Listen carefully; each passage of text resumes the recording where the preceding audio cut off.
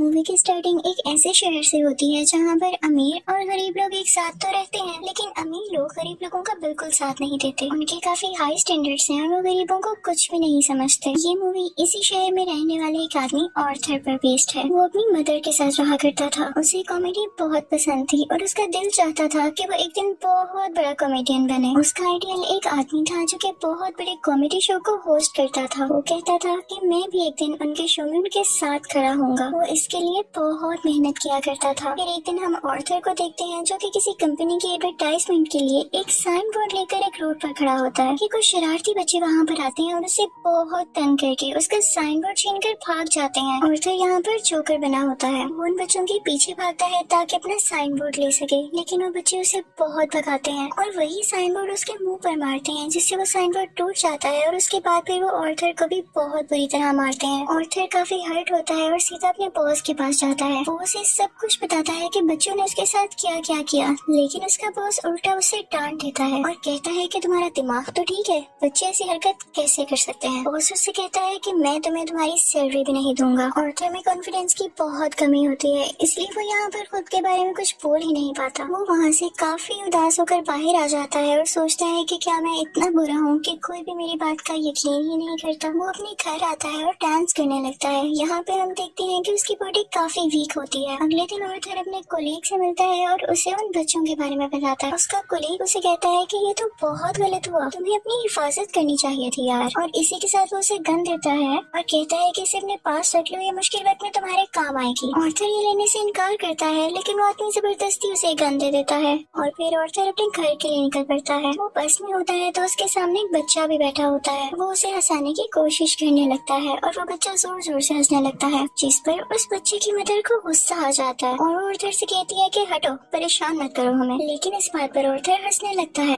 In fact हमें बताया जाता है कि ऑर्थर को कोई सीरियस साइकोलॉजिकल इशू होता है और वो अपनी हंसी को कंट्रोल ही नहीं कर पाता। उसे कहीं पर भी हंसी आ जाती है। वो बस में बैठी हुई उस लेडी को एक कार्ड देता है जिसमें उसकी डिजीज के बारे में सब कुछ लिखा होता है। वो घर आता है और अपनी मेडिसिन लेने लगता है। इनफैक्ट वो गरीब था और ये दवाई बहुत एक्सपेंसिव थी, तो वो गवर्नमेंट के बनाए गए मेडिकल सेंटर से ये दवाई फ्री लेता था। वो एक दिन अपनी साइकियाट्रिस्ट के पास जाता है। वो उससे कहती है कि मुझे अपनी डायरी दिखाओ कि तुम क्या क्या लिखते रहे हो। जैसे ही वो उसकी डायरी खोलती है उसमें ये लिखा होता है कि मैं उस तरह नहीं मरना चाहता जिस तरह बुरी तरह से मैंने जिंदगी गुजारी है। फिर ऑर्थर वहाँ से अपने घर जाता है तो उसकी मदर उससे पूछती है कि क्या थॉमस की तरफ से कोई लेटर आया, तो ऑर्थर कहता है कि नहीं, आज भी नहीं। इनफैक्ट थॉमस इस मूवी में बहुत ज्यादा रिच बिजनेसमैन दिखाया गया है और लोग उससे बहुत डरते हैं। उसकी माँ से कहती है कि अगर उसको हमारी हालत के बारे में पता चलेगा तो वो हमारी हेल्प जरूर करेगा। अगले दिन जब वो बाहर जाता है तो वापसी पर आते हुए रास्ते में उससे एक सिंगल मदर मिलती है जिसके साथ एक छोटी सी बेटी भी होती है। वो ऑर्थर को काफी अच्छी लगने लगती है, लेकिन अपने घर आ जाता है। यहाँ उसकी मदर उससे फिर उसी लेटर के बारे में पूछती है तो ऑर्थर कहता है आपका क्या लेना देना है उससे, वो हमारी मदद नहीं करेगा।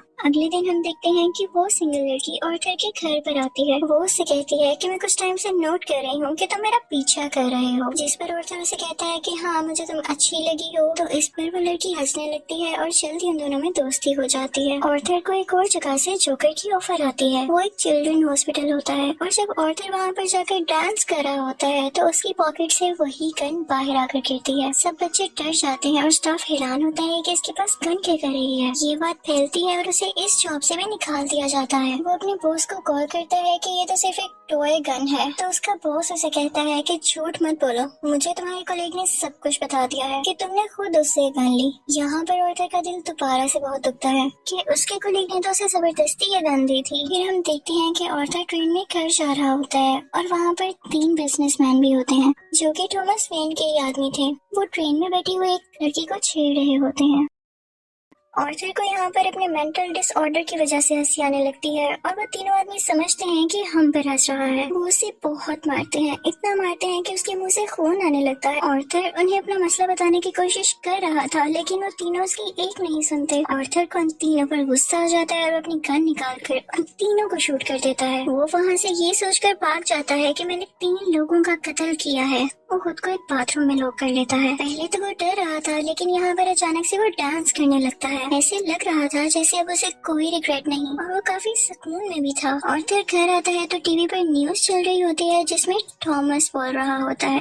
वो कहता है कि जिन 3 लोगों का कत्ल हुआ वो मेरे आदमी थे और उन्हें किसी जोकर ने मारा। लेकिन यहाँ पर गरीब लोग उन तीनों की डेथ का अफसोस करने की बजाय जोकर्स का साथ दे रहे होते हैं, क्योंकि वो सब जोकर्स के रूप में ही अमीर लोगों के खिलाफ स्ट्राइक कर रहे होते हैं। वहाँ से ऑर्थर अपनी साइकेट्रिस्ट के पास जाता है तो वो उसे बताती है कि हम आज आखिरी बार मिल रहे हैं, क्योंकि गवर्नमेंट ने हमें फंड्स देना बंद कर दिया है और अब के बाद मैं आपका फ्री इलाज नहीं कर सकती। ऑर्थर दोबारा से काफी टूट जाता है और उदास होकर वहाँ से बाहर आ जाता है। फिर हम ऑर्थर को देखते हैं जो कि कॉमेडी शो में लोगों को हंसाने की कोशिश कर रहा होता है, लेकिन वो ऐसा कर नहीं पाता और परेशानी में उसे जोर जोर से हंसी आने लगती है। इस वजह से उसका शो खराब हो जाता है और वो घर आ जाता है। घर आने पर उसकी मॉम उसे कहती है कि बेटा ये लेटर थॉमस के लिए पोस्ट कर दो। ऑर्थर जब ये पढ़ता है तो उसे अपनी आंखों पर यकीन ही नहीं आता। वो अपनी मदर के पास जाता है और कहता है आपने मुझसे सब कुछ क्यों छुपाया। उसकी माँ उसे बताती है कि बेटा मैंने ये जानकर नहीं किया। इनफैक्ट थॉमस और मैं एक दूसरे को पसंद करते थे और इवन शादी भी करना चाहते थे, लेकिन मैं बहुत गरीब थी और वो बहुत अमीर, तो हम सोसाइटी की वजह से शादी नहीं कर सके। ऑर्थर अपने बाप से मिलने के लिए निकल पड़ता है। जब वो वहाँ पर पहुँचता है तो उसके घर के गेट के पीछे थॉमस का अपना बेटा खड़ा होता है। ऑर्थर उसके सामने बच्चों जैसी हरकतें करने लगता है और उसे भी हंसाने की कोशिश करता है, लेकिन तभी वहाँ पर थॉमस का बटलर आ जाता है। वो उस बच्चे से कहता है कि स्ट्रेंजर से बात नहीं करते और ऑर्थर को वहाँ से जाने के लिए कहता है। ऑर्थर उससे कहता है कि मैं सच्चाई से पर्दा हटा कर ही जाऊंगा। मेरी माँ ने थॉमस के यहाँ 30 साल काम किया और वो दोनों एक दूसरे को पसंद भी करते थे और मैं किसी और का नहीं थॉमस का ही बेटा हूँ। जिस पर बटलर उसे कहता है कि तुम भी पागल हो और तुम्हारी माँ भी पागल है। उसने स्टोरी अपने पास से बनाई है, उसका थॉमस से कोई लेना देना नहीं है। ये सुनकर ऑर्थर को काफी बुरा लगता है और वो वहाँ से चला जाता है। ऑर्थर जब घर जाता है तो उसे पता चलता है उसकी मॉम को कोई अटैक हुआ है और उन्हें हॉस्पिटल शिफ्ट किया जाता है। ऑर्थर जब बाहर बैठा होता है तो उसके पास 2 पुलिस ऑफिसर्स आते हैं। वो उससे पूछते हैं कि ट्रेन में उस दिन जो 3 आदमी मरे क्या तुम उनको जानते हो? तो ऑर्थर आगे से कहता है नहीं, मुझे क्या पता होगा। उसे पता चलता है कि इन पुलिस ऑफिसर्स ने उसकी माँ से भी सेम क्वेश्चन किया था, जिसकी वजह से उसकी मॉम को अटैक हुआ। वो अंदर अपनी माँ के पास आ जाता है और वहीं पर वो सिंगल मदर भी होती है कि तभी टीवी पर एक न्यूज चलती है और उस पर ऑर्थर का वही फेवरेट टीवी होस्ट होता है, वही कॉमेडियन जिसे ऑर्थर बहुत पसंद किया करता था। वो काफी शौक से उसका शो देखने लगता है, लेकिन देखते ही देखते उसे अपना चेहरा टीवी स्क्रीन पर दिखाया जाता है। बेसिकली ऑर्थर का फेवरेट कॉमेडियन उसका मजाक उड़ा रहा होता है। जब ऑर्थर को एक कॉमेडी शो में हंसी आ गई थी, ये देखकर ऑर्थर काफी टूट जाता है कि मेरा आइडियल मेरा मजाक उड़ा रहा है, इससे तो मुझे इंस्पिरेशन मिली थी। उसे सब चीज पर यकीन ही नहीं आ रहा होता। थॉमस घर आता है तो न्यूज चल रही होती है कि शहर के हालात काफी खराब हो गए हैं। गरीब लोग जोकर्स का मास्क पहने सड़कों पर निकल आए हैं और अमीर लोगों के खिलाफ स्ट्राइक कर रहे हैं। इन लोगों में बहुत दुश्मनी बढ़ गई है और ये सारे के सारे थॉमस के खिलाफ हैं। ऑर्थर ये देखकर काफी खुश होता है कि वो सब के सब लोग जोकर बने हुए थे, यानी क्लाउन्स बने हुए थे। उसे लगता है कि पहली बार उसकी जॉब की या उसकी किसी ने तारीफ की हो। अब जहाँ पर वो गरीब लोग स्ट्राइक कर रहे थे वो एक थिएटर था। उस थिएटर के अंदर अमीर लोग एक मूवी देख रहे थे और वहाँ पर थॉमस भी था। उस स्ट्राइक को रोकने के लिए पुलिस वहाँ पर आ जाती है और उन्हें मना करती है। हर तरफ हलचल मच जाती है और इस चीज का फायदा उठाते हुए ऑर्थर उस थिएटर के अंदर चला जाता है। वो थिएटर के वॉशरूम में जाता है जहाँ पर थॉमस भी आया था। ऑर्थर उसके पास जाता है और पोलाइटली कहता है कि मैं आपका बेटा हूँ, मेरी माँ और आप एक साथ हुआ करते थे, याद करें। थॉमस उसे कहता है कि मैं इस नाम की किसी औरत को नहीं जानता और उसे जोरदार मुक्का मारता है, यानी पंच करता है, जिससे उसकी नाक से बहुत खून आने लगता है। ऑर्थर घर चला जाता है और कुछ टाइम बाद उसे पुलिस की कॉल आती है। वो इनफैक्ट ऑर्थर से भी इन्वेस्टिगेशन करना चाहते थे उस दिन के बारे में जब उन 3 आदमियों का कत्ल हुआ था। और तभी ऑर्थर को ये भी पता चलता है कि जो उसका फेवरेट कॉमेडियन था उसने ऑर्थर को अपने शो में बुलाया है। इनफैक्ट उसने ऑर्थर की जो क्लिप अपने शो में चलाई थी उसकी वजह से उसके शो की रेटिंग काफी बढ़ गई थी, क्योंकि लोगों ने उसको पसंद किया था। वो बहुत खुश हो जाता है और तैयार होकर वहाँ पर जाने के लिए निकल जाता है, लेकिन उसे याद आता है कि थॉमस के बटलर ने कहा था कि मेरी माँ पागल है। तो वो उस मेंटल हॉस्पिटल पर जाता है जहाँ पर उसकी माँ का कभी इलाज हुआ था। वो उन लोगों से अपनी माँ की फाइल मांगता है। वो वहाँ से वो फाइल चुरा कर भाग जाता है। उसमें लिखा हुआ था कि ऑर्थर की माँ का किसी और के साथ रिलेशन था। वो उसे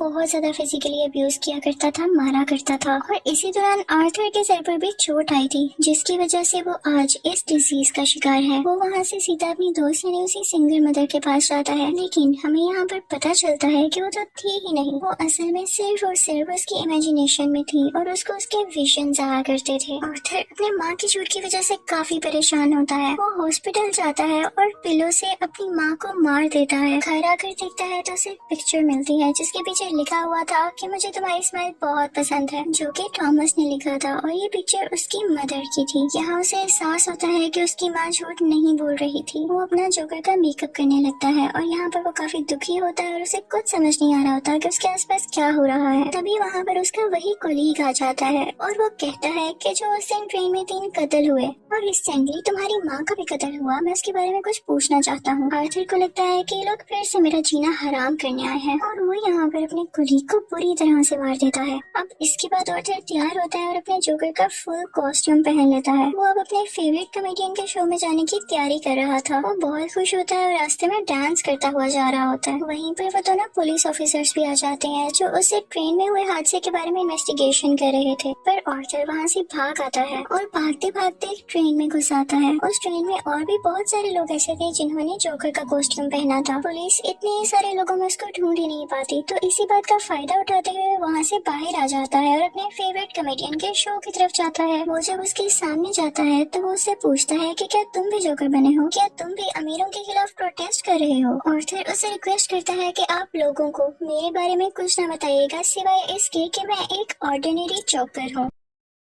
और फिर उनका लाइव शो स्टार्ट हो जाता है। ऑडियंस उन्हें देखकर काफी खुश होती है और इस चीज को काफी एडमायर कर रही होती है। वहाँ पर आर्थर का फेवरेट कॉमेडियन उसे क्वेश्चन करता है कि तुम यहाँ पर जोकर बन के क्यों आए हो। तो जोकर उसे कहता है कि मैं हमेशा खुश रहना चाहता था और मैं लोगों में भी खुशियाँ बांटना चाहता था। लोगों ने मुझे इस गेटअप में पसंद किया तो मैंने सोचा क्यों ना मैं ऐसे ही आ जाऊँ। वो यहाँ पर एक बहुत ज्यादा सरप्राइजिंग बात भी करता है। वो इस लाइव शो में सबके सामने बता देता है कि उस दिन ट्रेन में जो 3 लोग मारे गए उनको मैंने नहीं मारा है। वो कहता है कि ये सब मैंने आपको इसलिए बताया कि अब तक कितने गरीब मरे, कितने ही ज्यादा अमीर लोगों ने गरीब लोगों को बेदर्दी से कत्ल किया, लेकिन आज तक किसी ने नोटिस किया, किसी ने भी अमीर लोगों के खिलाफ आवाज उठाई या उन गरीब लोगों को याद किया तो मुझे बताएं। और जब मैंने किसी अमीर आदमी को मार दिया तो लोग इतना शोर किस लिए मचा रहे हैं? कि सब इंसान बराबर नहीं होते या अमीर लोगों में कोई और खास बात होती है? वो कहता है कि सोसाइटी बहुत खराब हो चुकी है, वो सिर्फ अपना फायदा सोचती है और अगर आज तुमने मुझे शो में बुलाया है तो ये तुम्हारी रहमदिली हरगिज़ नहीं है। तुम्हारे शो की रेटिंग मेरी वजह से बढ़ रही थी इसलिए तुमने ऐसा किया। लेकिन आर्थर का जो फेवरेट कॉमेडियन होता है वो कहता है ऐसी बात हरगिज़ नहीं है। आर्थर को गुस्सा आ जाता है कि तुम अभी भी झूठ बोल रहे हो और इसी के साथ अपनी गन बाहर निकालता है और उसे सबके सामने शूट कर देता है। लोग काफी घबरा जाते हैं और वहाँ से बाहर निकलने लगते हैं, लेकिन आर्थर को हम यहाँ पर काफी कॉन्फिडेंट देखते हैं। वो किसी से नहीं डरा होता। पुलिस इस बात पर जोकर यानी आर्थर को अरेस्ट कर लेती है और अपनी गाड़ी में बिठाकर उसे वहाँ से दूर ले जाने लगती है। लेकिन आर्थर रास्ते में देखता है कि उसके बहुत सारे सपोर्टर्स हैं जो उसे सपोर्ट कर रहे हैं। उनमें से कुछ लोग एक एम्बुलेंस में बैठते हैं और उसकी ज्यादा सारी स्पीड करके उस पुलिस कार के साथ टक्कर कर देते हैं, जिसकी वजह से वो पुलिस कार उल्ट जाती है और अब जोकर बाहर आ गया था। वो उन सब लोगों में शामिल हो जाता है और उसी कार के ऊपर आकर खड़ा हो जाता है।